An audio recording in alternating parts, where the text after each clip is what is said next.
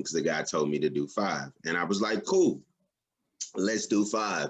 And then we asked quickly, can I cuss? I cuss. It's fine. Go ahead. I built this premise off like, you know, drunk history, and I was rewatching it last night. Like they cuss all the time. I'll Yeah. just leave it out for the people who. Okay. Hey, look, I'm with it. Shit, damn, fuck. Get those out the way. Same here. Okay. This is why I think.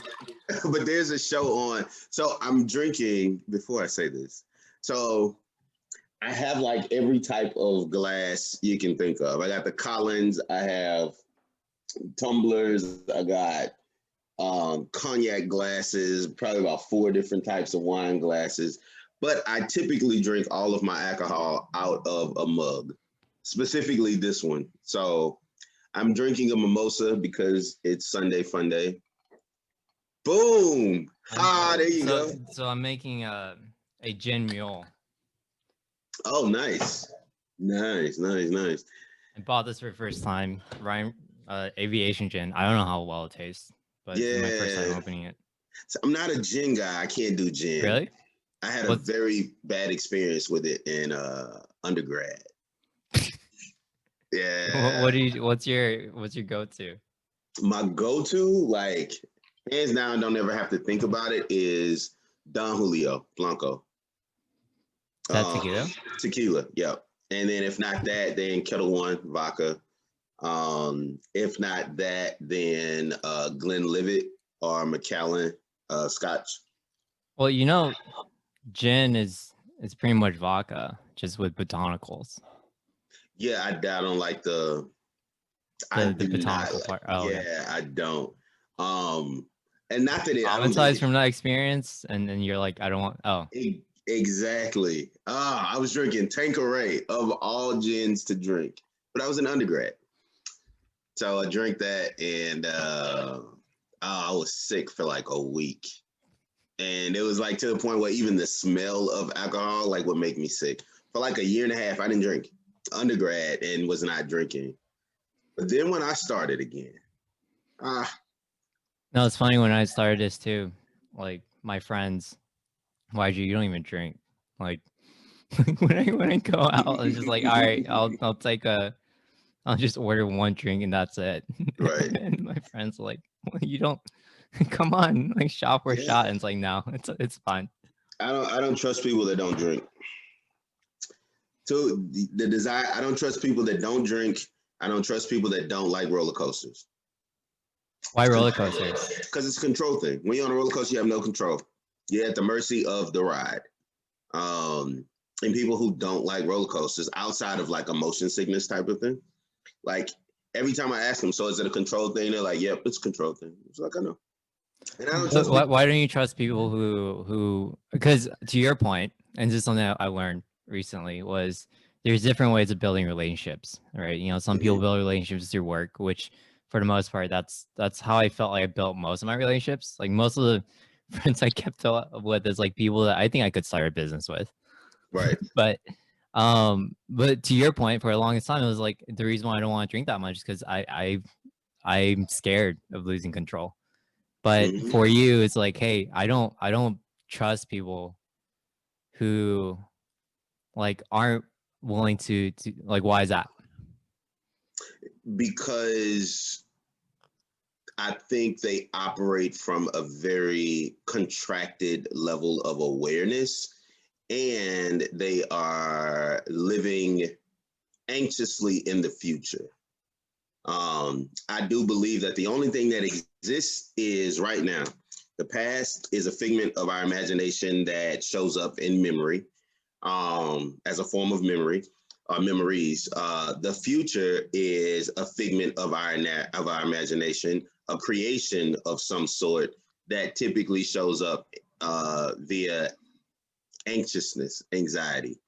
Well, the only thing that really exists is the moment that you're in. That's the only real thing. The past doesn't exist if you forget it. Doesn't exist anymore. So when somebody says, hey, look, I don't like to drink because I want to be in control. Well, the reality is we're not really in control of anything. There's very little we're in control of. Very minute minute, right? We don't want to get on how much of the brain we're using and the subconscious versus conscious. But I think everybody can agree there's very little that we control. So you are holding on to something that does not even exist. And so it's for that. I'm like, It's like the people I vibe with is like, just like get with the program. yeah, like let loose sometimes. It's okay. Like to be unboxed and unhinged. Be always like this. And backtrack, like you were in the like you went to U of H? I did. Yeah. Graduated 2012. Graduated the Wolf Center for Entrepreneurship. Nice. What year? 2012. I was 17 for me. 17, yeah. It was an experience. I'm trying to think. I don't know that I was. Maybe I was. I can't remember, to be honest. I mean, I'm always honest, but transparently speaking, like I don't remember if I've always been like this way. Yeah. I feel like it's like way too much light on my forehead. I mean, you look great. Forehead. Yeah. Like I fit off all my fingers on it. To a lot on my mind. My frontal lobe is no. But I think that I don't know. Let me take my glasses off. Oh, this is a lot better. Okay. I don't think that I've ever been like. No, I'm blind. I can't do any contact. Oh man. I don't think that I've ever had the need to be in control like to that extent. But I definitely am a control freak. Like that I am. And what I've learned, what I learned how to do very early on is to weaponize my transparency and my vulnerability.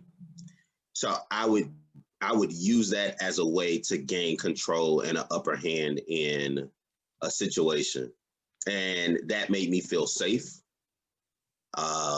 because I've had some very traumatic experiences in life early on. And so like creating safe space for myself was very important, but I didn't really know how to do that. So I started creating safe spaces for other people. And then they would come chill in the safe space and then they would leave. And then I'm left feeling abandoned and all of this stuff. And so then I started to weaponize my transparency and vulnerability because I knew that was paramount to creating a safe space. But if I could get a certain amount of information from you, then I could ensure that you stayed and you didn't leave, right? And being like honest with like you're like being vocal about who you are as a person is just like ensures that look, this is what you're getting. Yeah. If we're friends, this is who I am as a person, and Facts. you can jump on the ship where like let's not waste our energy or time with each other. I agree. That is where I am now. I think I've been in this space, in this type of space for the past maybe 3-4 years or so. Really unapologetically sitting in it, maybe the past 9 months to a year. But I would always say, like, you got to be this tall to ride this ride. Like, and if you're not, it's absolutely okay. It's all of these other rides in the park you can ride. But this ride, you got to be this tall. And if you're this tall, if you are a millimeter short, you can't ride it. Not going to work because this ride, it requires that you be this exact height or taller. Like you can't be if you're underneath it, then it throws everything else off. So you have to be here. And now, like I am the guy that let's have all of the hard, uncomfortable conversations up front on any level, whether that's business, whether that's family, whether that's romantic, whether that's friendship, whatever, like all the shit that's gonna piss you off or piss me off, is gonna make me want to fight you or you want to fight me, whatever. Like, let's have all of that while we're happy. Because I don't want to navigate having a hard conversation when I'm pissed off or you're pissed off or I'm hurt or you're hurt or any. It's just hard to do. You can't be in role because you're in person, right? And as long as I'm in person and I'm feeling attacked, then there's nothing that we can, or vice versa. So I do that now, which is freeing. It is way less energy. Like you don't have to pretend to be someone you're not. And to your point, like this is something I've been actually exploring like recently for myself. And it's interesting because you said like this is something that you've been working on yourself. I feel like a lot of entrepreneurs may have something similar, like, hey, just honestly, it's so much like, especially when you think of like startups, is like your speed and efficiency matters a lot. Yeah. So the more time you spend on, hey, just, if it's easy for you to create content by being yourself, do that now. You're gonna get like-minded people. You want like-minded people as early adopters. Yeah, absolutely. Absolutely. Man, hey, look, it's only one you and it's only one them. So if you're pretending to be somebody that you're not, then you're committing identity theft. Period. Like that's what it is. So now you're a criminal. Look, I'm already never heard of my it. skin Like, color criminalizes me enough. I'm not going to actually go steal anything from somebody. You literally just go up to people, hey, I don't think you're being yourself. You're committing identity theft. You are committing identity theft. That's not who you are. Like, stop it.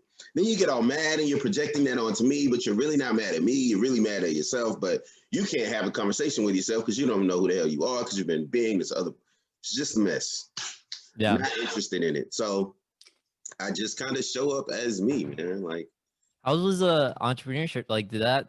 I know Dave is recently got to do this alumni event with everyone, and Dave got to jump on, and he was talking about how Bill Sherrill started his program trying to figure out how to teach entrepreneurship, and realizing it's like, hey, entrepreneurship, it's these soft skills, like all these like different like who we are as entrepreneurs, like the resiliency, the grit, the heart to heart conversations. Like that was something that he incorporates really. Did you know, like, was Dave? Like, yeah, so Dave and I have a very colorful history. Oh, really? I love Dave and then hated Dave. Oh, man. Have you cried to Dave? Yep, Dave cried with me. Like, Dave hurt my feelings. Like, Dave really, so. Hurt your feelings. Yes. All right. So, check this out, right? So, the only reason, so I went to Prairie View A&M University for electrical engineering the summer of 2002. I graduated. A week later, I was on campus at school.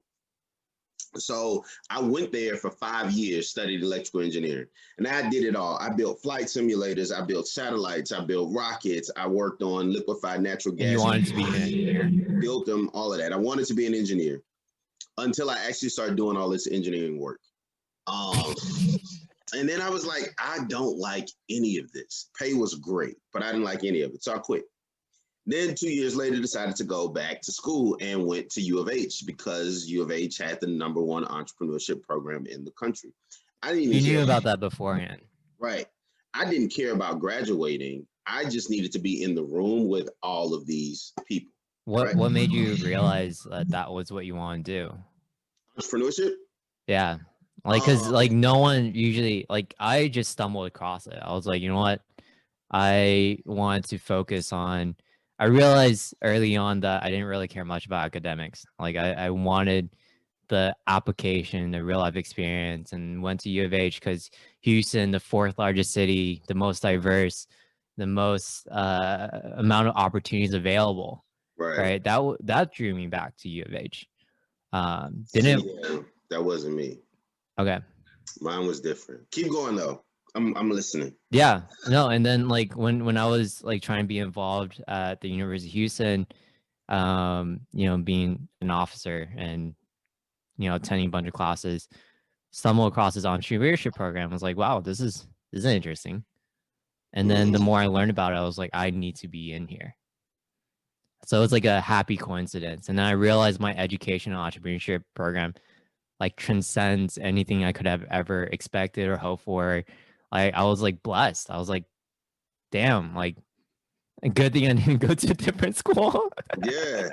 So for me, it was similar. There's some points where our stories run parallel, and there's some points where they intersect. And like, so I don't know where the idea of running my own business came from. I'd already done it in some smaller capacities, whether that's selling candy. I think my first job at 15, I was running this lady's snow cone cart. So I did that.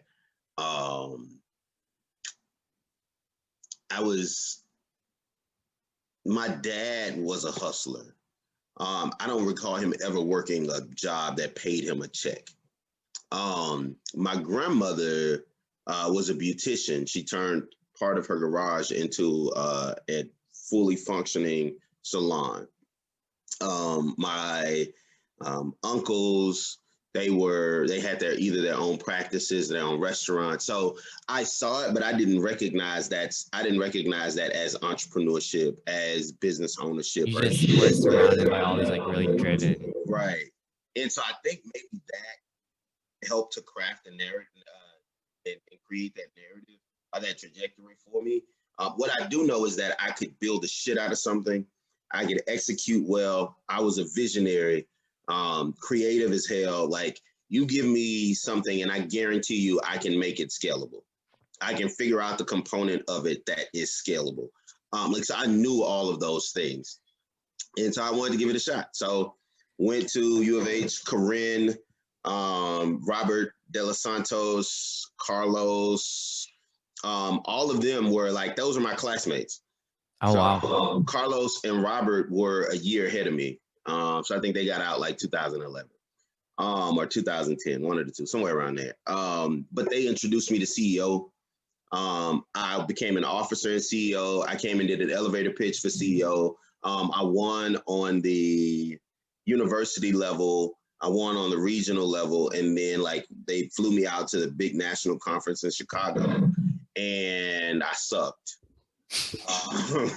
Yeah, it wasn't a big fan. The win didn't come. It was a big L. On the L, all of them. But it was a great experience. And I was like, oh shit, like I could really do this. Got into the entrepreneurship program, which is interesting because every time somebody asked me what I was majoring in at U of H, like even before I was in the entrepreneurship program, I would tell them I'm in the entrepreneurship program.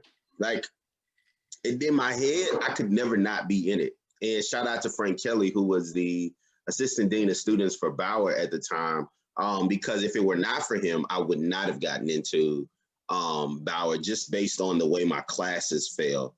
I wouldn't have gotten into the Wolf Center based on what the way my classes fell. So there were some classes that I needed to take that I hadn't taken yet. There was one in particular, I believe, that I hadn't taken yet.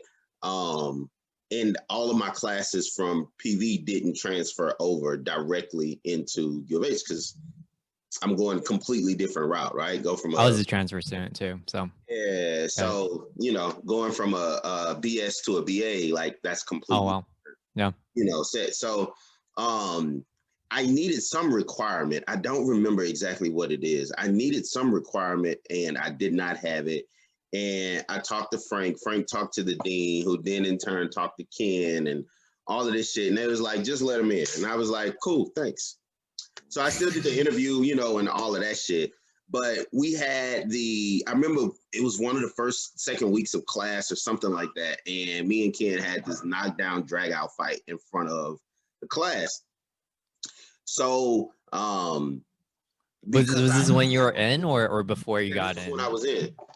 I wanted to start a company called Portable Putt Putt. Anybody that's watching this, you could still do this. This could be your idea. Yeah, I'll be your first customer. Like, do it, make it happen. Boom. See, there you go. You got the idea, you got a customer. No reason not to. So what I wanted to do was make miniature portable golf, right? Like portable miniature golf. So I had drawn out this thing where you could do 6 holes, you could do 12 holes, you could do 18 holes. Like you can take these to conferences, you can use them as team building, like all of this stuff, right? You can license it with Disney and do setups that had Mickey Mouse characters or whatever, right? Do Marvel shit, like all that type of stuff, right? Like presented it to class. Kim was like, I don't like it. You're not going to succeed in it or some shit like that. He told me he hated it. I'm pretty sure he told me it was a stupid idea because that's how Ken talks. Oh, man, I miss him. He said something else. And I was like, no, this is a good idea. Oh, really? Tell me why. He was like, I'm not telling you why. Go sit down. I said, well, for real? Yeah, I said, well, I guess class is over. Everybody can leave because we're not going to continue until you tell me why this is a bad idea. This is why. Oh, you talk back. Hell yeah, talk back to all of them. And you gotta say, like, I was grown then, so I was like 23, 24. Yeah.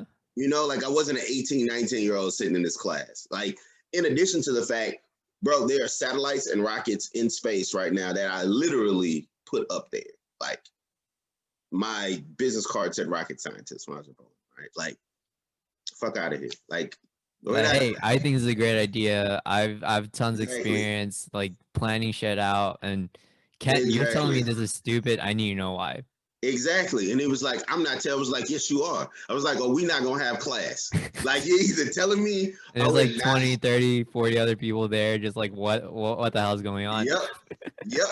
And, you know, this is the first couple of weeks in. Ken has already done cussed everybody out and fussed and, you know, all of that other type of shit. So I was like, okay, well, whatever. Anyway, so he tells me that it's not scalable and some other stuff or whatever. This is really, like, just a side note, this is really relevant to, you know, what a lot of entrepreneurs are going through. Oh yeah, like, absolutely. Absolutely. So fast forward the end of the year, I have to present this, you know, my business plan.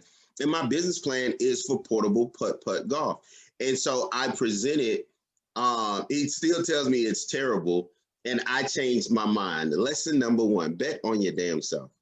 I changed my mind and I did this whole other leadership development, some other bullshit. And that was because I had gotten really big into it, working with student development or student government, student council, what have you, with Jason Bergeron at U of H. And so, like, I'd done leadership, and then I facilitated with Cougar Leadership Institute. I was a part of this whole strategic task force, and we were tasked with creating curriculum so that students can get a bachelor's degree in leadership, right? So all of those things were happening at the same time that I went to Ghana. I took the study abroad trip with the Department of African American Studies and Dr. Kanye's, like, and Paul Easterling went to Ghana. Like, all of those things happened.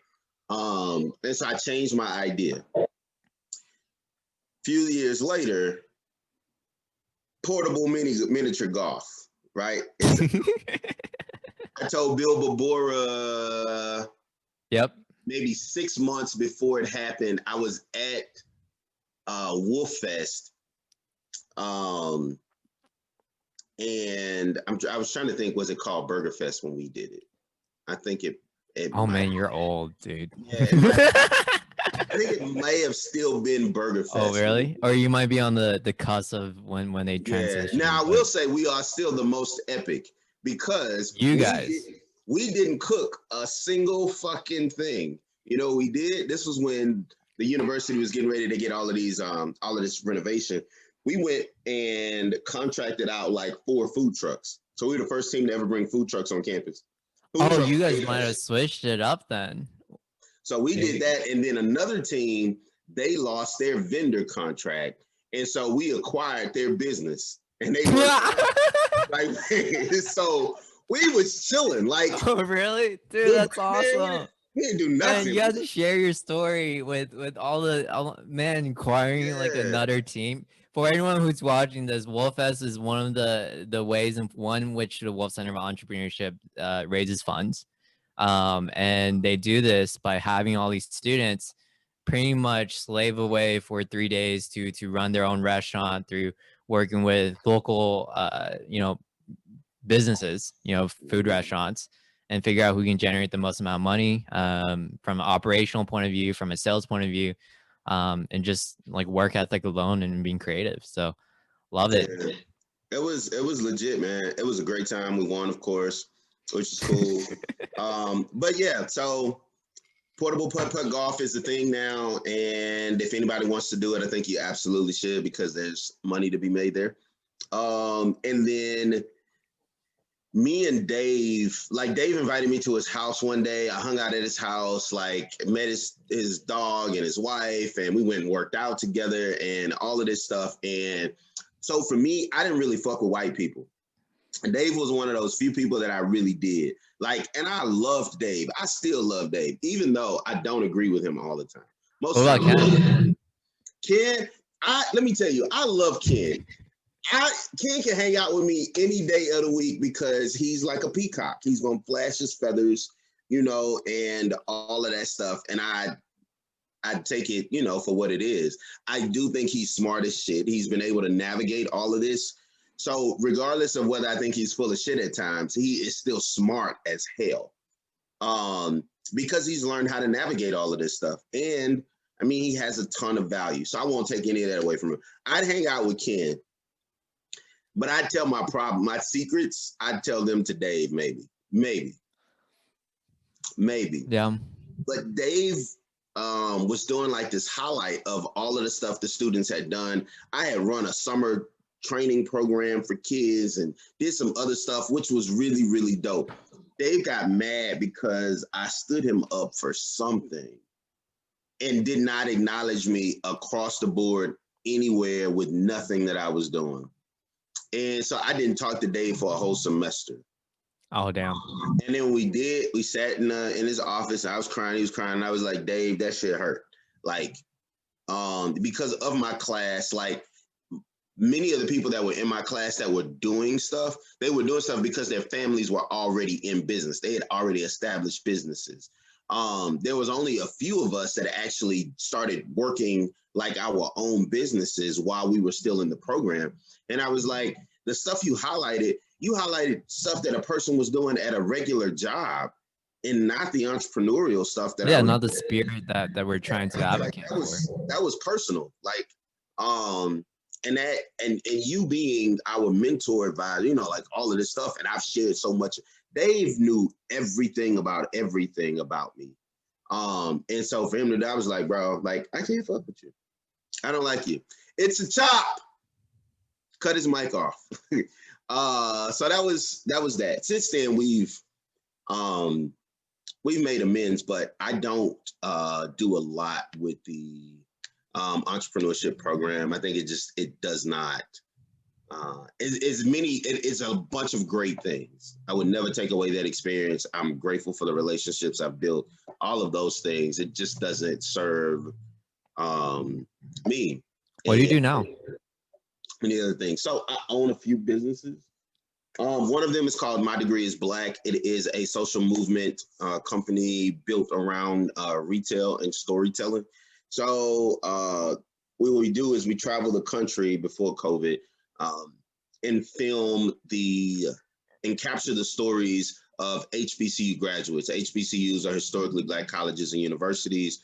They are the institutions that were built to protect, to serve, to educate Black people in this country when we could not go get education at white institutions. So we go and we film people telling their stories about their HBCU experience and how going to an HBCU impacted their lives, the lives of their families, and how they're in turn able to now impact their communities both locally and globally because of what they learned at an HBCU. And that is very important for me. It's very near and dear to my heart for me.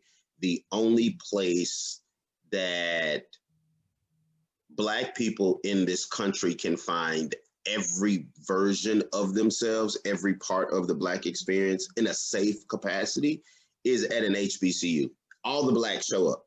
Every single type of Black you've ever seen, all of the stereotypes, all of the opposites, all of the 1 in 5s and all of the 4s, the 4 out of 5s that were left up. Like everybody is there. You get to be yourself unapologetically. You get, it feels good when the janitor, the lunch lady, the president, the professors, like everybody is Black. They look like you and they all know each other. Because typically what we do, what I experience is we'll go to a university, a historically white university, and we'll go there and it might be one Black person might be the dean of the department or something. But then that's it. There's no other Black people. Or you might find that all of the service staff is Black, but there are no Black people on faculty, right?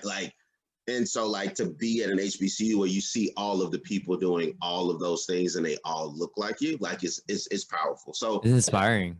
Yeah, so we tell that story.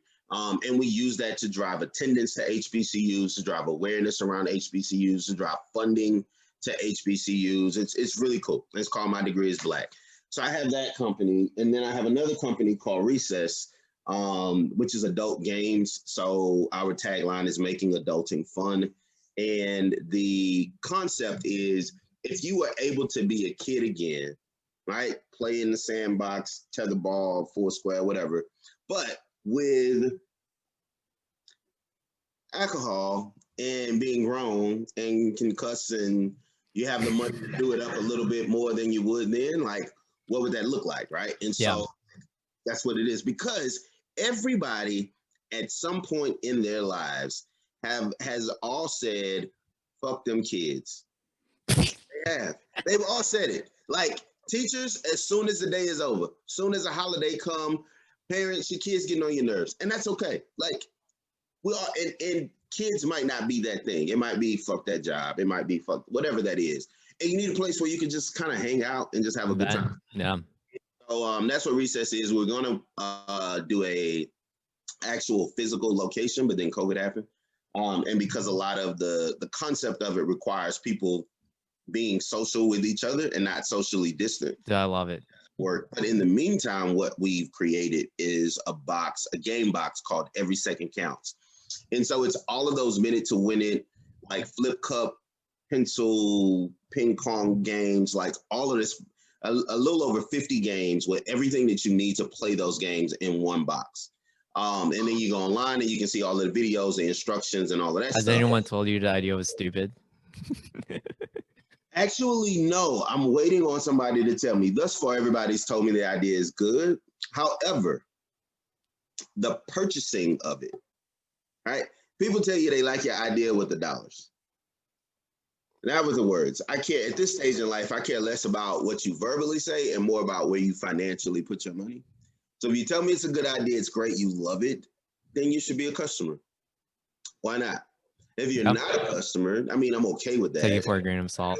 Yeah, but I haven't had anybody tell me that it was stupid. I have had somebody tell me that My Degree is Black was problematic and disruptive and all of that shit.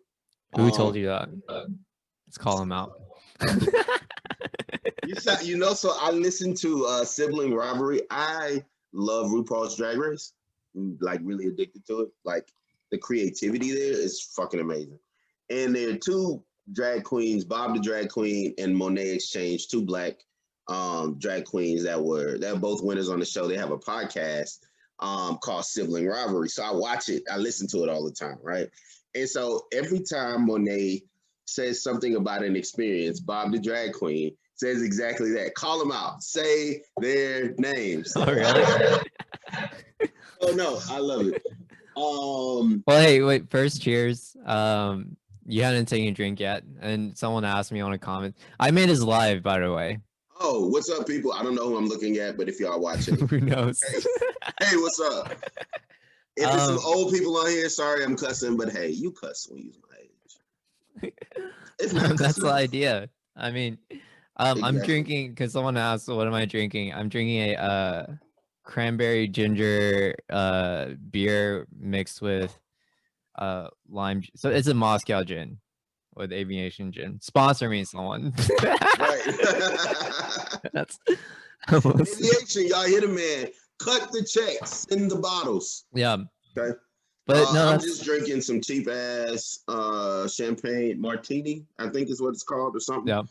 I think it's a green bottle with like silver and red labeling or something like that, and some Simply juice. It's my little mimosa, but it's like hella sweet, so that's why I'm sipping it slow. I'm not a huge sweet person, but I'm trying. Oh, really? Oh, I love sweet stuff. I was like, if you're gonna drink something good, but not drinks. I am water and alcohol. That's it. That's the only two things I drink.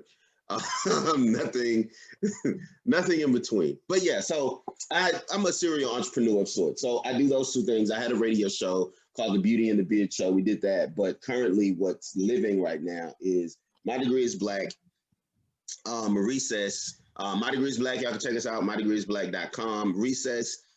Recesshtx.com. Y'all can get y'all a box. every second count. And then I do business development specific to what I call visioneering and strategy planning. And so I'm like, again, when we started this conversation earlier, you know, I was telling you how like I literally have a gift of being able to take something and scale it, or creating some type of tangible item or thing from whatever it is that you see. Like I scale visions. And not only am I able to scale your vision, but I can build a scaffolding for you as well. So I call it visioneering, but that's what we do with Lead 360. So currently I'm working with well over 100 businesses in Third Ward, providing services with them through the Emancipation Economic Development Council. I have my own set of personal clients that I work with on a regular basis. I think since I've started this company almost 10 years ago, generated about $200 million in revenue for businesses. Yeah, man, I worked with the YMCA. I made them $36 million in 8 months. That's awesome, man. Yeah. So now I'm like working. text Ken. It's like, hey, you think my idea is stupid now? Exactly. Well, see, now I have to work on making sure that I put agreements up front so that I get a piece of that that money. But yeah, a client of mine I just worked with, he just got awarded a 6-figure grant. That's awesome. Yeah, and it's his first like big grant. So he just got that. So yeah, I mean it's good stuff. I enjoy it a lot. It's not something that I plan on doing forever. I have I'm working on phase 2 of 2 of these businesses now. So we can have that conversation offline. I'm not giving y'all that business, but y'all will see it when it happens. But it's gonna be, they're huge disruptors to the industry. And it will change the way that a certain market of people do business and consume. So I'm really excited about it. What do you want to do when you grow up? Not a goddamn thing. The first thing I'm doing when I get rich, I'm hiring 2 people. I'm hiring a driver. I don't want a fancy car. I don't need a Maybach or a I was gonna say a Volkswagen. Rolls Royce. I don't need a Volkswagen. I have one of those. It's Just, hey, drive my Honda, but you're driving me. I want an old school Lincoln Town car, like a 1984, 1990, somewhere around there, like Lincoln Town car, and a driver. And I want a bartender, a live-in bartender, or at least I need them to be here like 5 days out of the week. So when my driver drops me back off at the house, like I have my drink waiting, preferably Glenlivet. Or you could have like a button on your table. It's like, no, I want people. See, that's the difference between us. Your friends are technology. My friends are actual people. Okay. I don't want a button. I want a person. Because it's like I read somewhere that apparently like Donald Trump had a button on his like table for Coke. For Diet Coke. It's like you just every time you want Diet Coke, just get him a Coke. The butler comes in. Here's your Coke. Yeah, that's and crazy. It's like Biden joined and got rid of the button, but not going into politics, but still. That's be like that when I grow up. But yeah, I really don't want to do anything. I think that it is incredible. Do you think you like, let's be honest, like, do you think, I mean, you're in this position where you're trying to mentally like stimulating yourself with like all these different type of business, the people that you're talking to, the people that you're inspiring, the things that you're trying to build up for the community. I think it's all really important. So like whenever someone says, I want to retire by 30, and it's like, no, you're not.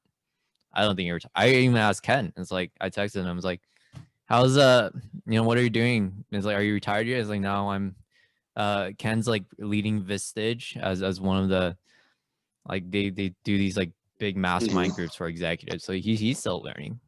Yeah, I think I will always learn. I'm ready to get out of the rat race of things.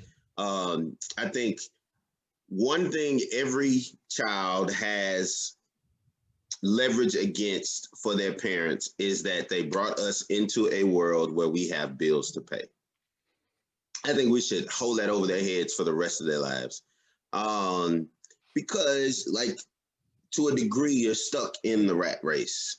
And so my goal is just to get out of the rat race. Like that's it. I want to frolic in the sun with my plants. I'm definitely moving out of the country. I don't really like this place that much. I don't hate it, but I don't love it. It's cool. It's where I am. I'm American. I accept that. I'm very Western thinking. I accept that. This place is shitty for Black people. I accept that. It's shitty for most minorities. It's shitty for everybody. But I want to be rich enough so that I don't have to worry about like living in shit. Yeah, like I just want to chill out, have a good time, and that's it. You know, like that's what I desire to do with my life, and so I make businesses and create businesses and start businesses that allow people to be able to escape, or that allow them to receive some level of recognition. But I have like 50 million ideas in my head. I wish all your users had signed a non-disclosure, but I'll rattle them off to you when we're done with this. But I have some really prominent things that I really want to do. What I don't like is these proprietary claims, so to speak, that big entities have over things that the masses have been doing for years. So TED Talks, right? Like I love TED. I listen to a TED Talk 2-3 times a day, right? One of my mentees, he's like a little brother to me now, a friend. IO, he graduated from U of H. He kicked off TED Talk, the TEDx in 20 whenever, and was in it the year before. Grace Rodriguez, that's over at Impact, like love Grace. You know, her and her husband were the people behind, you know, bringing TED here, like love it, right? Here's the reality though. Motherfuckers was getting on soapboxes in the town square decades ago, centuries ago, like thousands of years ago. Like, so TED just took them and put them in a new format arena. Like they put them on a stage with a red curtain behind them. And then all of a sudden, these people become experts at X, Y, and Z. But they're not, because most of it is just opinion and experience. So that means you're really no different than anybody else. You just got a large platform.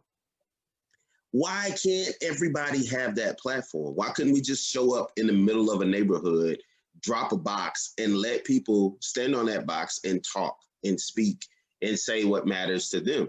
And so that's something that I've always wanted to do. And I think what's cool about what you just said is they're your neighbor. You know, the locally accessible talent and skills of someone who've been there, done that. And if you need help, you know, just walk over and ask. Yeah, exactly. People you can see, touch, feel. I run a youth entrepreneurship summit every year. Last year was the first year we didn't do it because of COVID. But we take students 8 to 17, put them in groups. So 8 to 10, 11 to 13, 14 to 17. And they sit in these little groups and they become a business. And they have to identify a problem in their community. And then they have to find a solution. And then they have to turn that solution into a business. Then they have to write up a financial plan, put together a marketing plan, like all of those things, right? And so they only have 2 hours to do this. Kids who've never heard the word entrepreneur walk out being entrepreneurs. Like, it's so impactful. It's incredible. The most powerful piece that I love about it is that the judges are people from their community that look like them, that also financially put up money in order to be a judge, because we take that cash money and we give it to the winning teams, right? Like, so like the impact and all of the intersections right? So somebody who looks like me, that I can go to their job today, I can see, touch, feel them. If I call them, they'll respond. If I send them a DM, if I message them, if I tag them, like I get engagement back. Like those are the people that put money in my pocket. That's so much bigger to me than a check from Coca-Cola for $100 million. Yes, it's great. I would do a whole lot of shit with it. Coke, I still want the check. Yes. Here's my However, email address. right. Send it But over. however, to tell these young kids, hey, not only were you an entrepreneur, right? Like, because there's a difference between being a business owner and being an entrepreneur. Business owners aren't typically solving problems. They're just doing something that somebody else has already done. Entrepreneurs innovate. We solve problems, which is why it requires so much grit and tenacity and endurance and due diligence and all of those types of things, right? For them to be able, for me to be able to say, hey, look, so people in your community care enough about you, right? That they are willing to put their time and their money up for you. So to be present and not just cut a check, right? Like, so you get that. On the other end of that, also, you've now learned the trick to entrepreneurship is just really problem and solution. I've identified a problem here. Here is the solution. I listen to Masters of Scale a lot, and with Reed, Hoffman. His last name is not Reed Hoffman. I mean, his last name is not Reed. Anyway, yeah. But Masters of Scale with Reed, and he is one of the co-founders of LinkedIn, invested at Greylock, one of the first investors in like Twitter and a few other places, a few other things, whatever. Super rich, know a lot of rich people, and all of the people that have scaled their businesses. And so he was doing this interview with somebody about something. What they said that stood out to me was, you don't become a Google by tackling a big,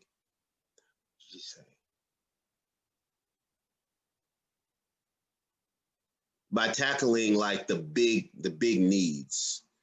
You become a Google by tackling the overlooked ones. So you think about technology and all of this stuff, all this information was going out in all of these places. And Google said, hey, we'll just be the catch-all for you. That's it. Google is literally a catch-all for information. And because of it, they create all of these verticals up. So now we got artificial technology and we got maps and we got all of these types of things just because we decided to be the dumpsters for data. Like, dump all your data here. Like, that's a fucking win, you know? Like, and so it's those unmet needs. Like, it's the little things that become the big global movers. Like, you know, I don't believe that you can just sit down and say, hey, I want to create the next $1 billion business. You write out $1 billion business plan. That's not how it works. You tackle a need that impacts billions, or that impacts people to a level that they're willing to spend a lot of money for it. And as that happens, then you're able to generate that revenue. But it's not one of those, you can begin with the end in mind, but you can't plan for that end. To my point about business and how to win at business, if you ask 500 business owners that were all successful, they could all be millionaires. Let's say 500 millionaires in business, so their revenue comes from their business. How they got there, they will give you 500 different stories. And the tipping point for all of them would look different. And the process for all of them would look different. There will be some common threads, right? But it's not because it's business, it's because we're a society. And as a society, we have to operate with each other. And so there's societal norms that just have to happen to make it easier for us to all operate, live with each other. So when it says you need a website, or you need some mission statement, vision statement, core values, or you need to have operating agreements or whatever, right? Like, that's common practice because that's social practice, right? Like, that's what we do. Your business needs to have real estate. we as people need real estate. We live on something, right? Like we don't float in the air. We are tangible to something, right? So businesses the same way. And so I say all of that to say the one thing that we can honestly, I think everybody can agree with with regard to business is the key to success is still a bit unknown. What is absolutely true though is that if you stop working, you will never get there. Like one of the things I'm always pushing to the business owners that I work with, the entrepreneurs that I work with, is you have to keep producing. Like you have to, because if you don't, then nobody will see you. And the moment that you're looking for, when the right person sees you in the right space with the right thing, won't ever happen because you stopped. Like you stopped too soon, you know, like, so yeah, I mean, you want some key performance indicators, right? Like you need the proof concept of things. Is this plausible? Is this feasible? You know, like, is this realistic? Blah, blah, blah, X, Y, and Z. But your breaking point, like, it's not an algorithm you can write. Like what most people don't realize is that these social media giants, like they have algorithms, like they have machines that are building algorithms now. Like nobody's in the back saying, okay, let's move this and then move this and then move this and then move this. It's not. You can't break the code, so to speak, unless the AI is creating a code that's changing every single day. Exactly. The only thing you can do is play. You can be the best player of the rules that are set. So this is already set. We're telling you what we want you to do because that generates revenue for us. So do what they want you to do, because the more revenue you generate for them, the more revenue you generate for you as well. Like be the winner of that. I don't think that we need to, in addition to the fact that what most people won't tell you, here's something for all of the people that's listening. I always talk about business and all of this stuff, but like email marketing is still the GOAT. Like top marketing, word of mouth. Second, email marketing. Somewhere down the bottom, social media. Like understand, please understand. And if somebody really is helping you with a social media marketing advertisement plan, marketing consists of a lot of things. Your social media should be used for two reasons. One, for content and engagement, right? So you put content up there so you can inform people of stuff, you can engage with them, blah, blah, blah. And then to run advertisements. But you shouldn't be running advertisements in a post. Like you should target those advertisements. It's not just posting on your Instagram, hey, we got a sale in your stories. No, you run an ad.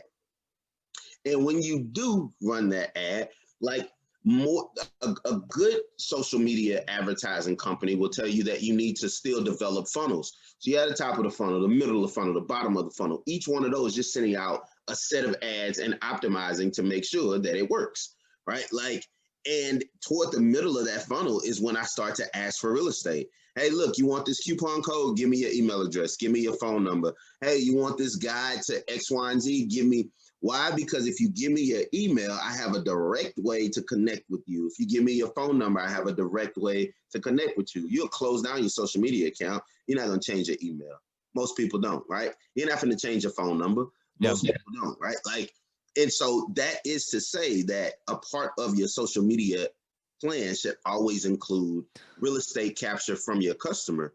If you don't, then you're missing out on so fucking much. Number one, and then number two, that goes to prove the point that email is still the GOAT. Like there's still like no, there's a few things that you said. I just want to recap. Is one, there's some fundamentals that, you know, we know generically how to build businesses, and there's some fundamentals that you want to make sure that you're doing really well. But as your business, as you're thinking about how to grow and scale it, there's something I learned recently through you know, the WCE recently did like a whole alumni event. There's this one speaker that we brought in. His name's Chris Westfall, and he was telling us about leadership and how my advice for leadership is going to be completely different from like yours. It's like, if you're asking me like what made me a great leader, like this is, I'll tell you what made me a great leader. But no one enters a river, and this is the metaphor you use, at the same location. By the time that you enter the same river, the environment has changed. Maybe the rocks that that I was standing on might not be there. And he was talking about how, like, someone asked me recently, you know, what was the secret to a great marriage, you know, of 27 years? And he said, honestly, is being able to I'm skewing your words, but you said something along the lines of like being able to be a great singer, because I met my wife, you know, performing. But that's not gonna work for you, not necessarily. Yeah. If you can't sing, or if your wife don't want to hear it, Yeah. or if you didn't meet her that way. Yeah. And So, no, you might I'm with you. suck at singing. You can push them away. Exactly. Be a quick way to divorce. See Like, what marriage is not staying this one. so I think one thing that you reference is like, hey, the way that we start businesses is, you know, sure, there's all these advice and all these different ways, you know, that other people are doing it. But I think one thing that you also emphasized on is like, hey, people you should listen to are people that are giving you money, and how That's important it it. is to be there in a local like environment. Mm-hmm. Absolutely. It is. It's paramount, man. Like, I live in the hood, Homestead and Tidwell in Houston, and I love it. I know all my neighbors. A lot of new people have started to move in now, but that's fine. But I have, like, when my nieces and nephews come over and we drive down the street, I can tell them, hey, we used to play over here. We used to go eat up all of their cereal on Saturday mornings and watch cartoons. We used to drive around her parking lot, her driveway, because she had a cul-de-sac type of a little U in her driveway, and she used to fuss at us all the time, right? Like, your great grandmother did her hair, right? Like, being able to tell those stories. We went to school together, and it builds a level of community, like, and I think that humanity is one singular organism. We just get a bit of individuality, right? But we're still like blades of grass. Like, the soil that we're on is earth, like everything else, so we have a little more mobility than grass does, but we're all the same thing. And because of that, there is a desire to connect with another person.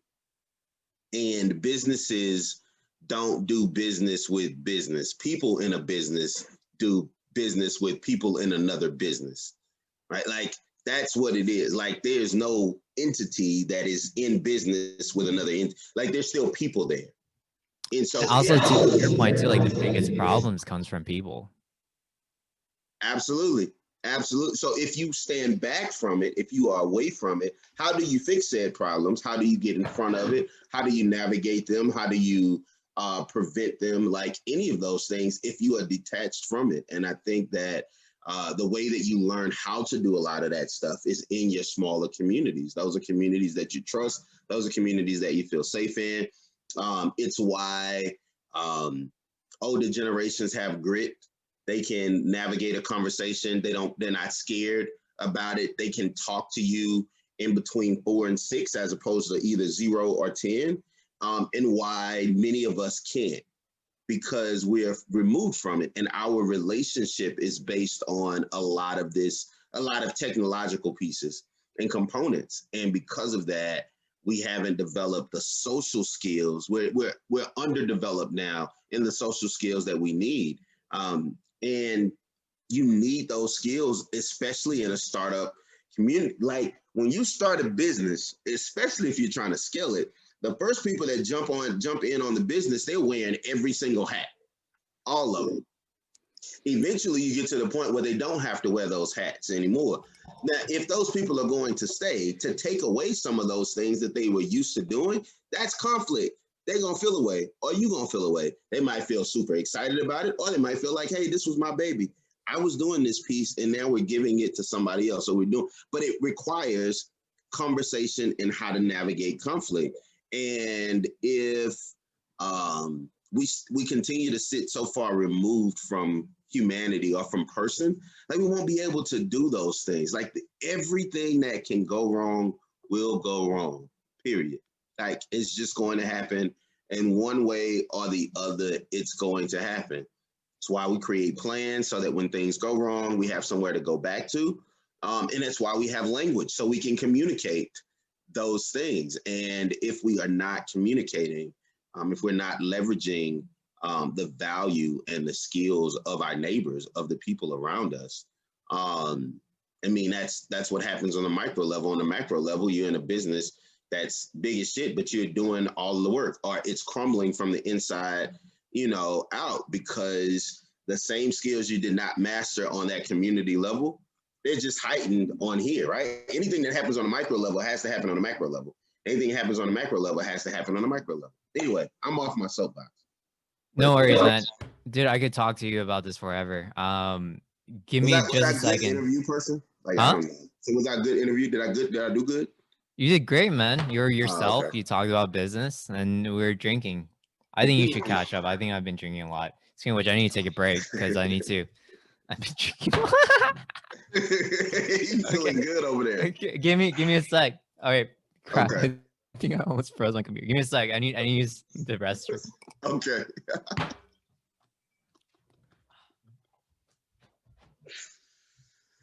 Oh man, guess we're still live. So hey, everybody, I can't see your questions or anything. So if you have any, you can definitely, I guess, ask him. But I am drinking. It's not that flavorful, and I'm really just lazy and don't want to get up to go get this bottle over here. So I'm gonna keep sipping this unflavorful. This is a bunch of sugar. It's terrible. I don't want to drink it anymore. Guys, I'm forcing myself to drink it. This is problematic. And I'm having a whole conversation with myself. I'm making the assumption that somebody's watching this and maybe laughing at me. Maybe not. Who knows? I don't, because, yeah, I'm not on the other side of it. As it comes back. So I've been having a whole conversation with myself.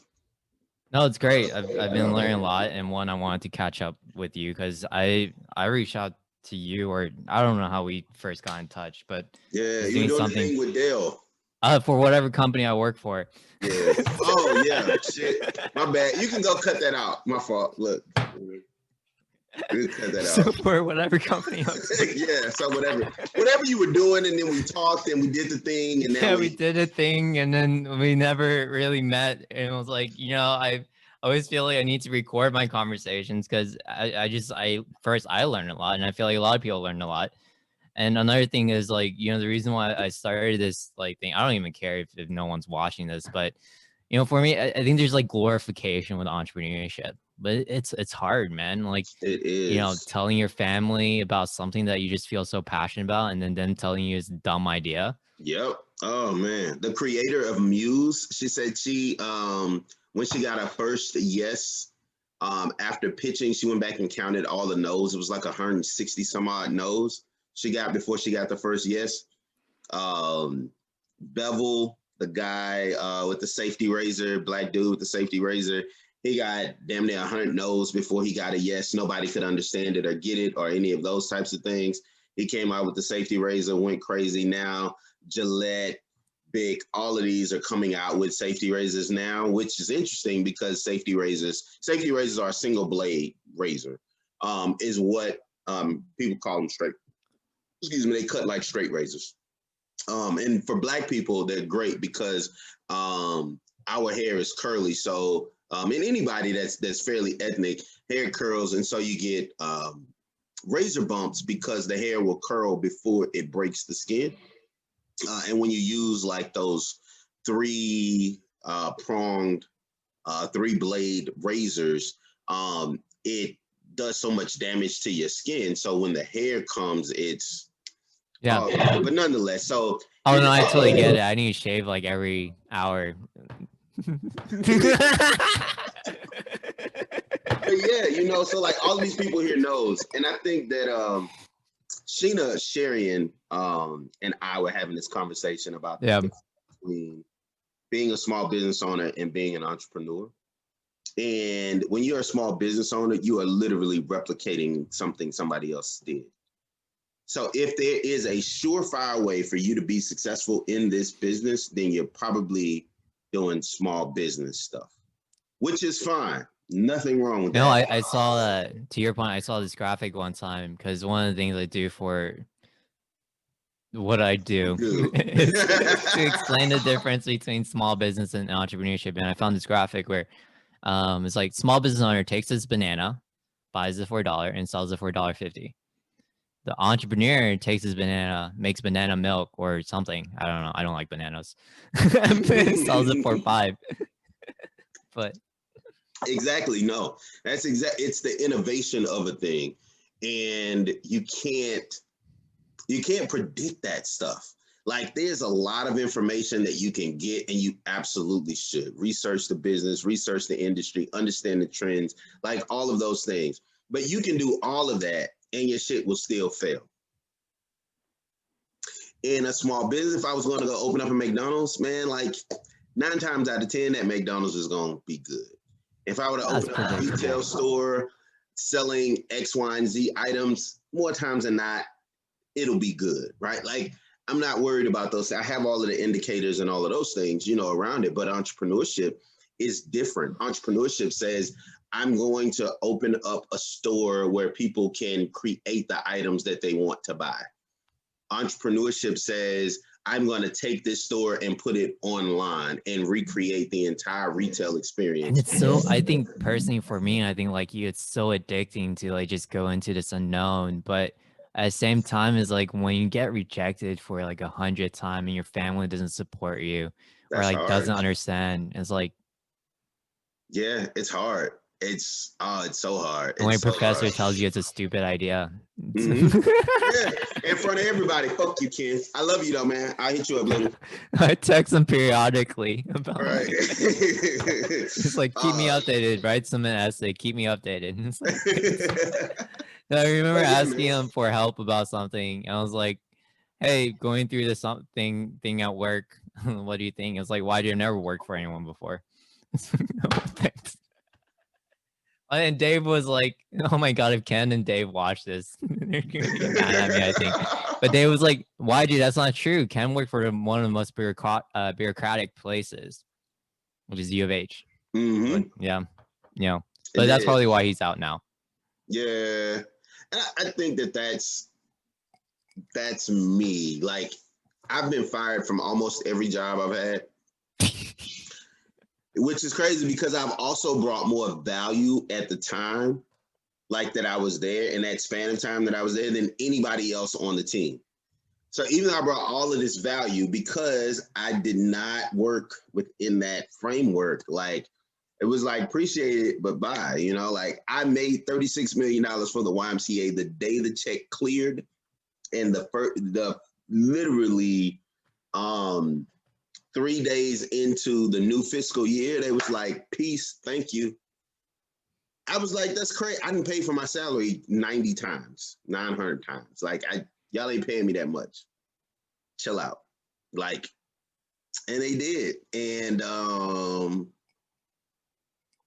that was crazy. But that experience happened at several other places. And what I've come to realize is that either somebody needs to create a position for my type of mind, or I have to create it. And if I have to create it, I'm not doing it for somebody else. Like, I'm unwilling, you know what I'm saying, to do that. And so I take the route of entrepreneurship and built a lot of little small companies, and they were successful for whatever times that they were successful. And some are still going now, which is great. But now I'm ready to move into tech and the scalability of things. Did you always have this confidence for yourself? Thank you. I received that. In my head, I be second guessing shit all the time. So I just say it. And then I have to agree with whatever it is that I said. I'm working on it. Let me tell you a brain hack. This is a legit hack. If you convince yourself that if you say it, then it's true, and if you say it, then it has to happen. Like, it takes time, but convince yourself to honor and believe your word at all costs. And you'd be surprised at what you can trick yourself into believing or doing. You ever seen somebody who lies so much, like they really believe the lies that they're telling, and they're like, bro, this is a whole lie.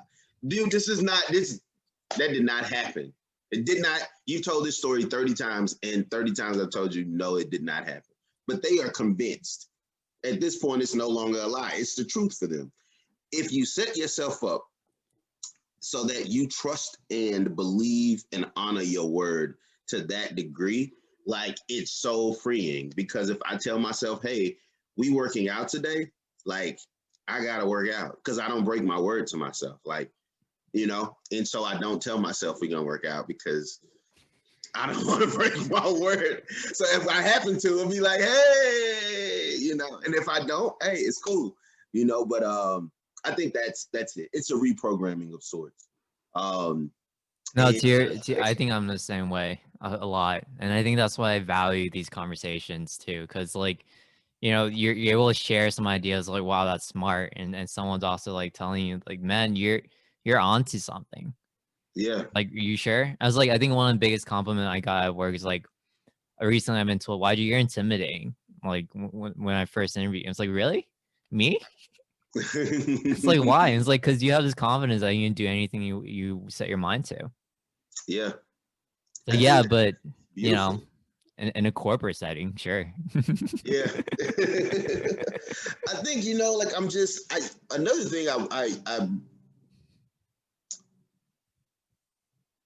I think that I had two thoughts happen at the same time, and I was debating on which one I was going to use. So I just recently went to St. Joseph's University for organizational development and leadership. My capstone final project, all of that shit was initially going to be around amygdala hijacking and Black men, and the fight, flight or freeze, and Black people and all of that.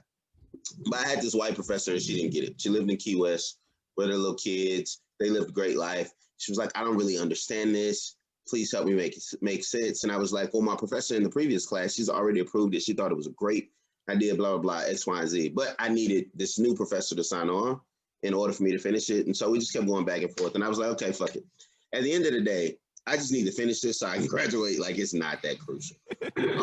So then I changed it to identifying and understanding what entrepreneurs in the workplace need in order to leave the workplace.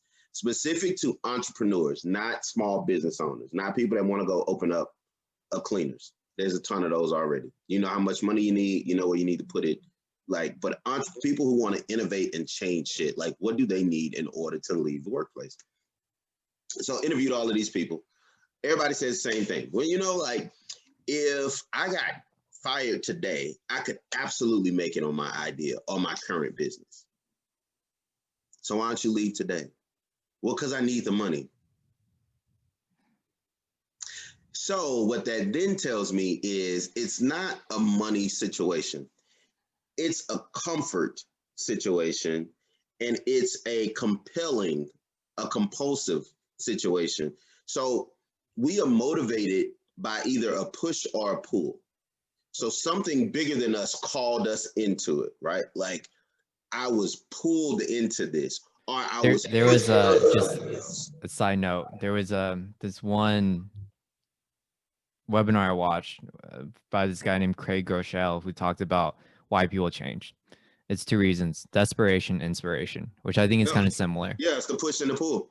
Yeah. So like, I'm in entrepreneurship now. I'm killing it. I'm doing blah blah blah. But that's because I got my job. I lost my job, right? Or I got fired, or I had 5 kids, or whatever those things are, right? And then there is this, I'm called to be something bigger, and I'm called to do something greater, or this idea that I have is bigger than the time that I have here, and so I have to leave to honor it, right? Like, it's this push-pull type of situation. And I think that entrepreneurship really requires that you have some pull component, some inspiration piece there, because the push part is almost, it's like motivation. It's fleeing, right? Like, so once you pushed out, you pushed out. That's it. Like, there's nothing, and that can easily become normal for you given a certain amount of time, right? Like, so if I got laid off today, okay, tomorrow I'm laid off. The day after that, I'm laid off. The day after that, I'm laid off. So maybe by like Friday, I'm used to being laid off. Like I'm laid off. A month go into it. Oh, this is what layoff life looks like. A month after that, oh, you know, I've already figured out how to work my life around being laid off. So that motivation only happens for that small set of time. So you have to have some inspirational piece. I forget the guy that came and did a workshop with us when I was at U of H at the Wolf Center. It's like you have that star, that thing that gets you up every fucking day to say, hey, I'm going to do this thing. And I think everybody should have one, and it should be as selfish as possible. It should be for you. Like, don't try to make everybody else see your star. They don't give a damn about that. Like, it's your star. It's what gets you up in the morning. I remember going to therapy. I was in this really badass relationship. It was fucking toxic, the worst thing ever.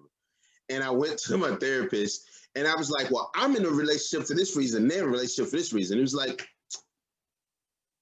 why does it matter why anybody's in a relationship? Doesn't it matter that they've decided to be in the relationship? Like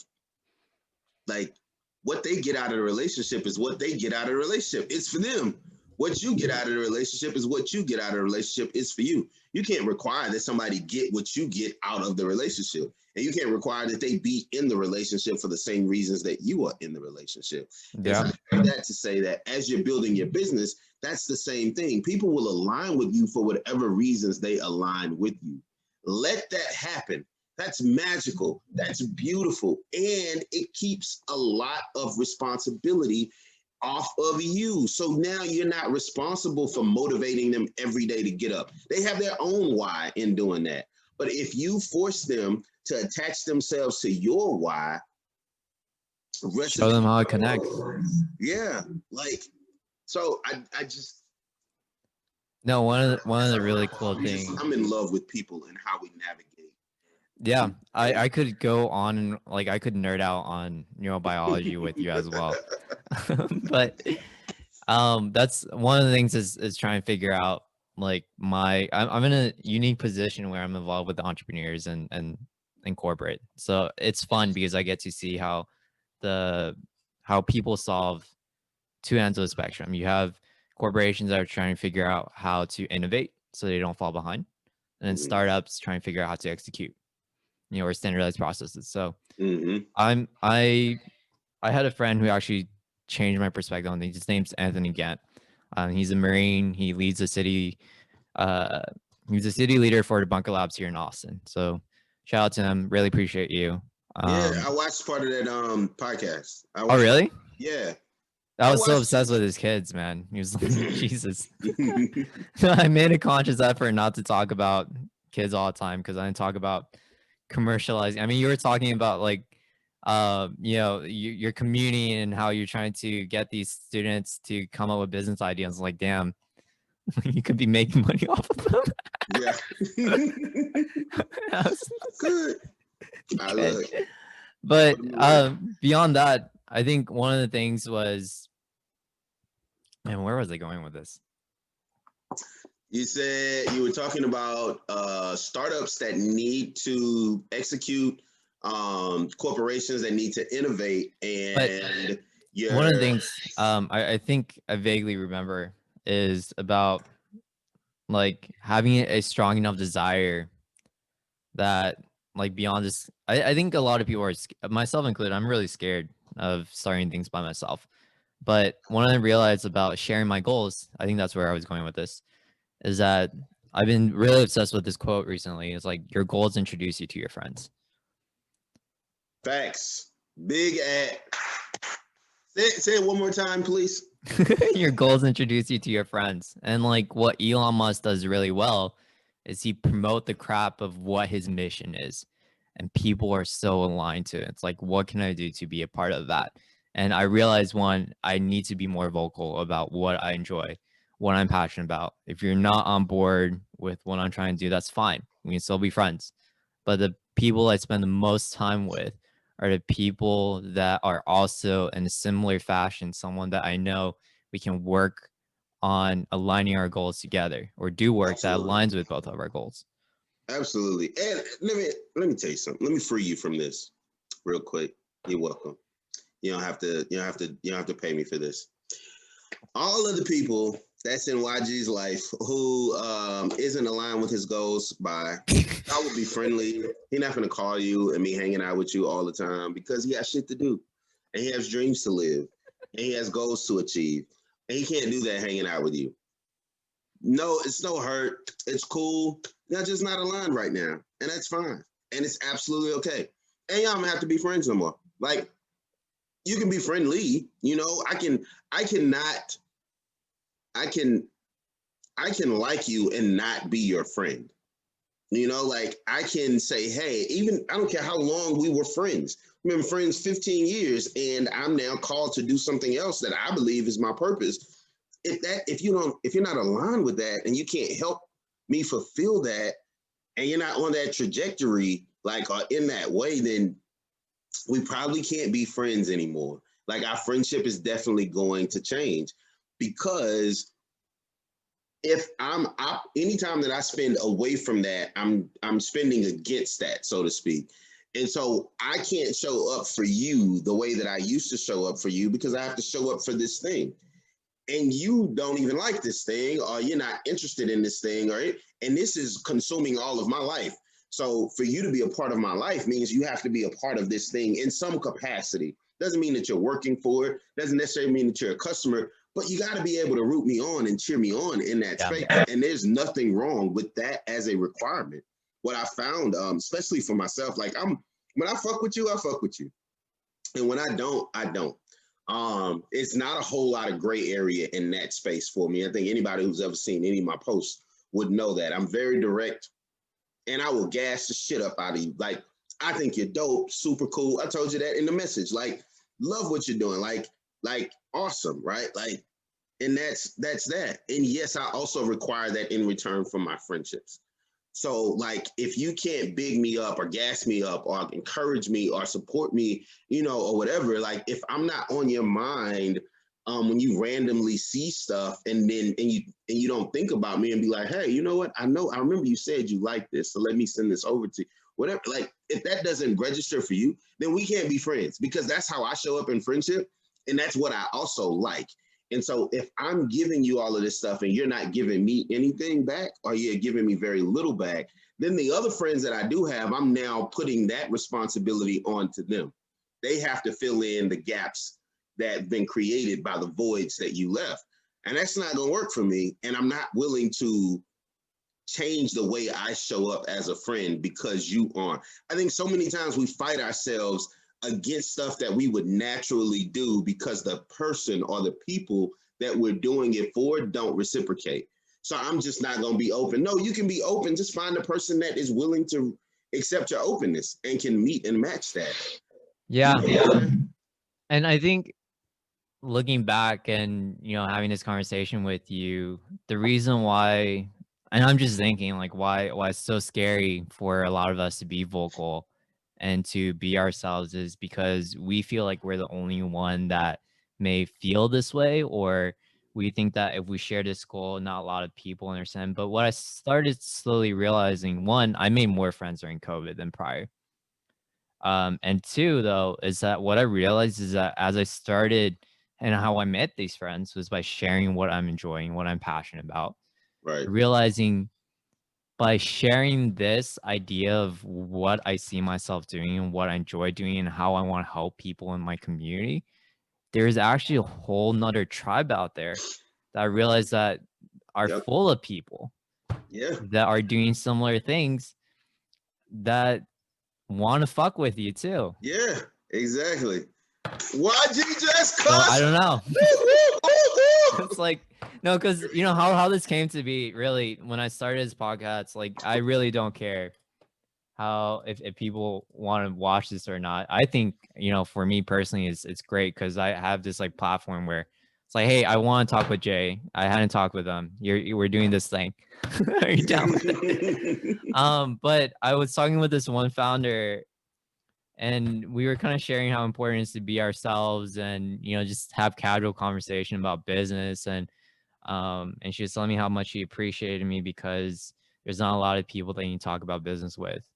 Um, but for me, I realized all my friends I talk to business with, I don't really Yeah, have much. no, that's great though, man. Because that's one of the things I will say I value um, about the Wolf Centers program Yeah, is that you get to walk away with relationships with people that you can talk about this hard ass life with. yeah, Because the reality is like it's entrepreneurship is not for the faint at heart. It sucks more than it's great. Um, it's choosing between paying your light bill and paying a business bill. It's I'm willing to bet on myself so much that I'm willing to risk everything on this idea, on this dream, on this whatever. It's I'm taking hundreds of thousands, millions of other people's dollars to go do something, and I have to produce and perform. and it goes against like our instinct as organisms trying to thrive. Why Absolutely. would you do something Mm-hmm. where you might not be able to eat anymore or sleep Yeah. anymore? Yeah. At minimum, half of entrepreneurship is talking yourself off the ledge. Half of it is just spent talking yourself off the ledge. Yes, I'm worthy of this. Yes, I can do this. Yes, I deserve it. Yes, get up and work one more day. Give one more hour. Give one more minute. Like, make one more call. Like, this, it's the next call that's going to be the yes. Okay, it wasn't, it's going to be the next one. Okay, it's going to be the next one. It's just one no, not even thinking about all of the other no's. Today, it was just one, right? Like, half of entrepreneurship is this mental sparring that you do with yourself. And if you don't have a community of support around you, or just people who are experiencing some of that, then there's no place for you to decompress and debrief. And so it just all sits in your head, right? Like, and that's detrimental. Like, it has to come out. And it's one of those things that you can journal and write, and that's great. But you need to be able to talk with other people and hear perspectives. One of the things that I challenge every one of the entrepreneurs I work with to do is they all have their own little book of epic wins. And so it's a little small tablet, and in it, every time they get a win, they write the date, they write the time, they write what the win was and how it made them feel. Really quick, easy, right? Not a whole lot. But what that does is in those moments where they get epic losses and those epic failures, before that snowball gets too big, rolling down the hill, they can go back to this book and say, oh no, but I had that win, and I had that win, and I had that win, and I had that win. So really, my wins are bigger than this one loss. It's cool. Like, I can move on. Do you remind me of something that Grace did back at the Cannon, which was I remember after this one bunker event that we did there. She was hosting this event called Fuck Up Nights, where everyone just shared their failure stories, and Mhm. it's so important because it's refreshing. It's like saying, I struggled with like telling friends or telling them off because I want to do this thing, but this thing isn't even working so well. And now Mhm. you're in this spiral. It's like, wow, I'm losing friends, I'm losing money. I was like, but Yeah. I still feel like doing this. And then it's like now there's like depression's like, am I ever gonna succeed? Yeah. Oh man. Absolutely. I just had a very transparently speaking, I just had a moment. So I go to therapy. I'm a huge fan of therapy. Everybody should sit on somebody's couch all day. Um, and so in that, what I realized was that I literally spent the last 36 years. Well, I'm 36, so I'd say probably about 30 years of my life. Man, if I could get to where you are, I was yeah, with I think I'd be pretty everybody. happy. Man, look, I've done some really cool things, but all of the things that I've done haven't been things that I wanted to do. They were things that other people wanted to do, or things that I thought I should. They were never just me alone, so to speak. They were always either the cause of somebody's input or the effect of somebody's input. Like, so it was just never me. Um, And so I started looking at the businesses that I have versus the businesses that I've scaled, right? So the businesses that I've scaled and worked with other people on and all of this other stuff as a consultant to help their businesses take off, right? Mine, yeah, and they get here. And so what I realized in looking back at that was that I started doing business with my friends, which was great in one sense. On the other side of that, I was being the smartest person in the room. And so we could never go far because there's a rap group. I know it sounds like I'm going on a bunch of tangents, but I'm gonna bring it all together. There's a rap group called Public Enemy. And so it was these black brothers in this military gear and all of that, right? And then y'all know Flavor Flav, right? He looking like an asshole, like a clown, and he has the clock on, right? And so, but it's telling a story that no matter how disciplined you are, no matter how together you are, no matter how solid of a unit you are, the person who holds the clock is the person who is the weakest link, so to speak. Like they determine the time because the unit can only move as fast as they can move. And so in being in business where I am the smartest person, I can only go as far as the dumbest person. And not that y'all are dumb. I mean, there's some things I'm dumb about and I'm ignorant about, so it's fine.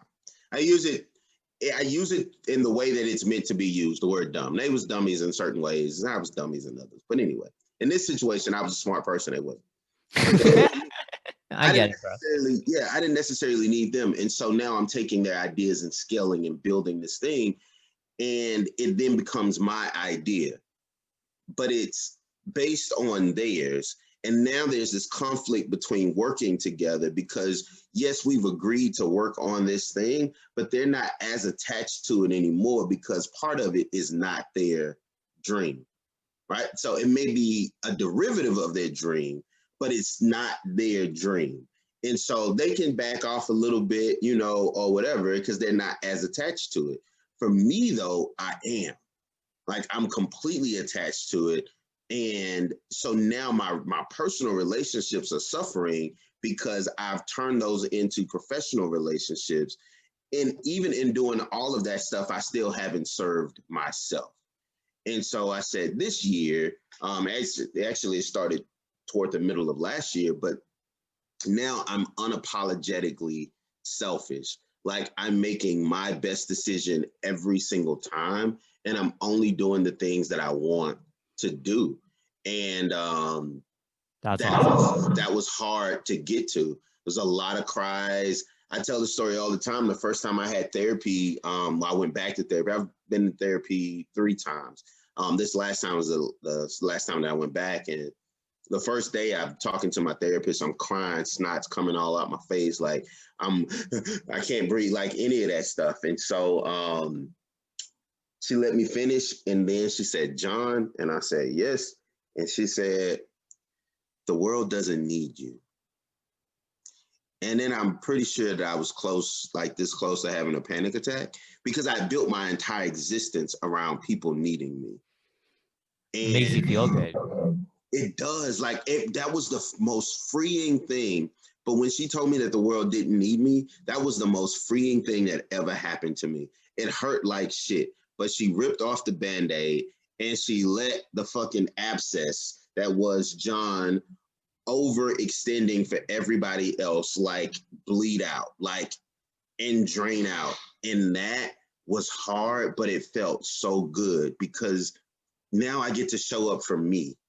And I don't have to show up for the You know, that's fucking awesome. You actually reminded me of someone who told me at work, someone who I really appreciate. Was like, YG, you're replaceable. Yeah, you are. Like, don't make the mistake at any second that you're not. Mm-hmm. Absolutely. Absolutely. Adding to that, I just read an article maybe about a month or so ago that said, marry the mission. That's it. Don't marry anything else. The mission. Right? Like, and that's what you commit to. Don't commit to the job. Don't commit to an employee. Don't commit to a supervisor. Don't commit to a department. Don't commit to a company. Commit to the mission. And when the mission is fulfilled, let it go. Like, that's it. You commit to the mission. And I think we are like the world. If we died right now, the world will continue going on, and all of our loved ones and everything else would continue life. They're not going to stop breathing because we stopped. Like, that's not how this works.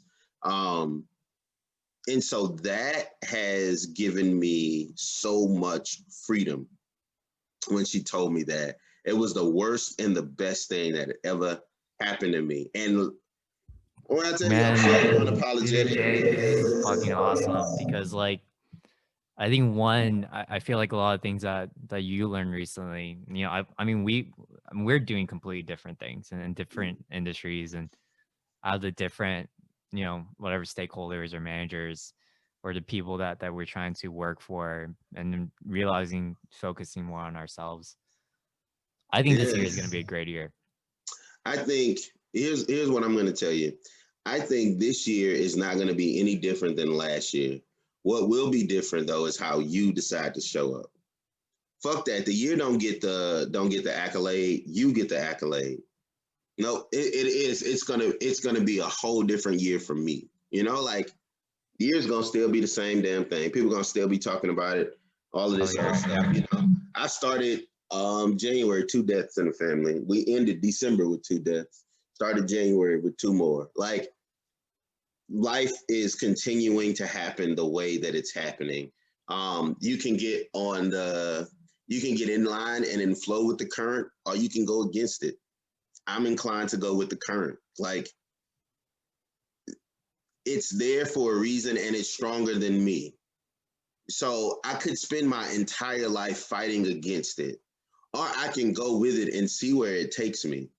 But I feel like so much of us is taught to fight against a thing as opposed to going with the flow of things. Does this feel good for me? Does this make sense for me? Then yes, let's go do it. We don't think twice about it, you know. But in all of the other things, we're overthinking all the time. And again, you know, like I said, whatever happens on the micro level happens on the macro level. When you go pee, you don't second guess whether you're gonna pee. Nope, pull it out and you piss. It comes out. You don't think about it. It happens. It's a thing that you know. Living should be that easy as well. Yeah. You know, like I shouldn't have to think and second guess about living. I'm just going to live. Like, and in my living, my hope is that it encourages and inspires others to live, whatever that looks like. That's all I want. Like, to just be able to enjoy my life the way that I choose to enjoy it. I use business because I'm good at it, but insert anything. I write poetry. I play most brass instruments. I play sports. I cook. I'm a handy guy. I'm in love with plants now, right? Like, I play video games well, I used to play video games all day long. Like, so I have a ton of interest. There's a TED Talk about multi-potentialites. And that's me. Like, somebody who, like, I like things, I'll learn it, and when I'm done, I'm done. You know, like, I've managed restaurants, I have managed retail stores, I've sold purses. I was the guy at Bath and Body Works rubbing your hands down and putting lotions on them.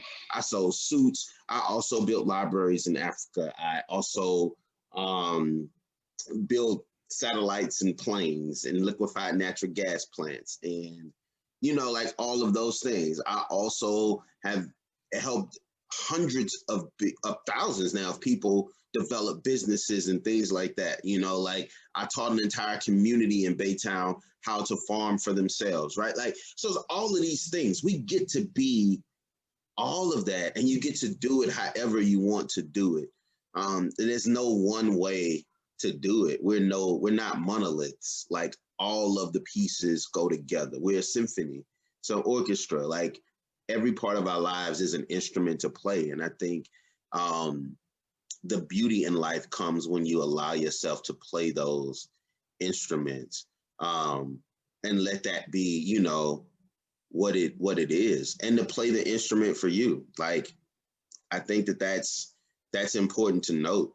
I think it's also important to note that playing your instrument, something we learned at Leadership, I think it's the first day, the value of one, the power of many, right? So people quick to post that little picture or meme of Amazon being in a bookstore. Being a bookstore in a garage. It was like, well, first of all, this wasn't the first business.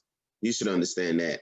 Secondly, the motherfucker had friends that had a ton of money. That is the only reason Amazon was able to carry that type of debt.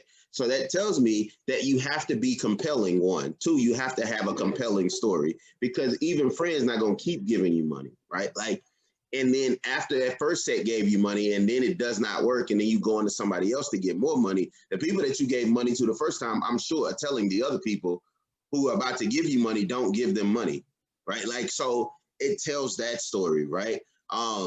People are quick to bring up Steve Jobs. What people don't know is that Steve Jobs and Apple, they when he got out of school, he went to Atari to get a job. The guy at Atari told him that he'd give him a job if he made a video game. So he went to his friends. Steve Jobs wasn't a coder. He didn't know how to do none of that shit. He went to a friend and they were working together. The guy created the video game. Steve took the video game back to Atari, got the job at Atari, right? Told the friend they got paid $150 for it. Gave the friend $75. He actually got paid $1,000 for it. He kept the rest of the money, right? Went on to be big and do all these things or whatever. Now, I'm sure he probably gave friends some money at some point or something. I don't know. But what I say that to say that, and not that you should be underhanded or sneaky or any of those things, but there is power in making the decisions that work best for you. And you absolutely deserve that. This book, this lady was like, you own the rights to your life. Like, that's your story. You own the rights to it. And if somebody doesn't like how they showed up in it, then maybe they should have treated you better.